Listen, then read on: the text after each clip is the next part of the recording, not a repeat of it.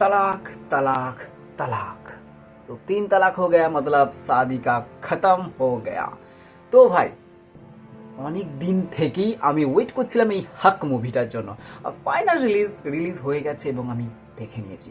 আমি তোমাদেরকে ট্রেলার রিভিউয়ের সময়তেই বলেছিলাম এই মুভিটা হতে চলেছে সুপার ডুপার আপার লেভেলের একটা মুভি।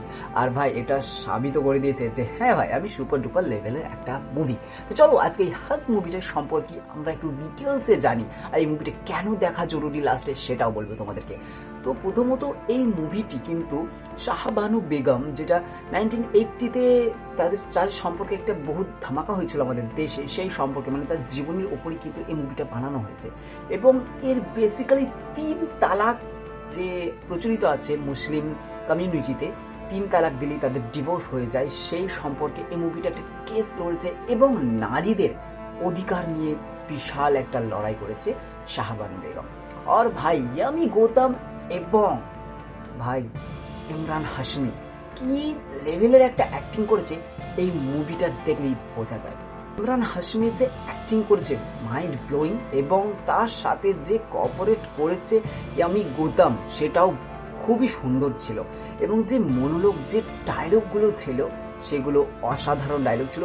মানে লাস্টে মুভি শেষে একটি সমাজের জন্য একটি খুব সুন্দর একটা মেসেজ ছেড়ে যাই আমি গৌতম, যেটা ভাই খুব সুন্দর একটা মনোলোগ আছে। এই মনোলোগটা সবারই শোনা দরকার ভাই, সেই জন্যই বলছি ভাই নিজেদের সমস্ত পরিবারকে নিয়ে, মানে সব পরিবারকে নিয়ে এই মুভিটা কিন্তু দেখা খুবই জরুরি। কোনো ভালগারিটি নেই, কোনো খারাপ সিন নেই, কোনো খারাপ ল্যাঙ্গুয়েজ ও নেই এই মুভিটার মধ্যে।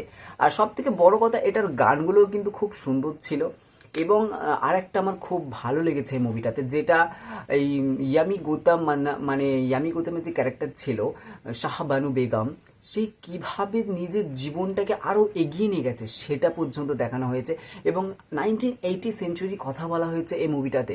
তখনকার মেয়েরা পুরোপুরি নিজের স্বামীর উপরে কিন্তু ডিপেন্ড করে থাকতো, সেই জন্য তাদের যে মনের ভেতর যে ভয়টা থাকতো 3 তালাকের, সেই ভয়টা কিভাবে সে তখনকার নারীদের কুড়ে কুড়ে খেত, সেই সমস্ত কিন্তু খুব সুন্দরভাবে এই মুভিটার মধ্যে ফুটিয়ে তুলেছে। মানে একদম একটা পারফেক্ট মুভি বলা যেতে পারে, যেটা খুব সুন্দর সমাজকে একটা খুব সুন্দর নিউজ দিচ্ছে।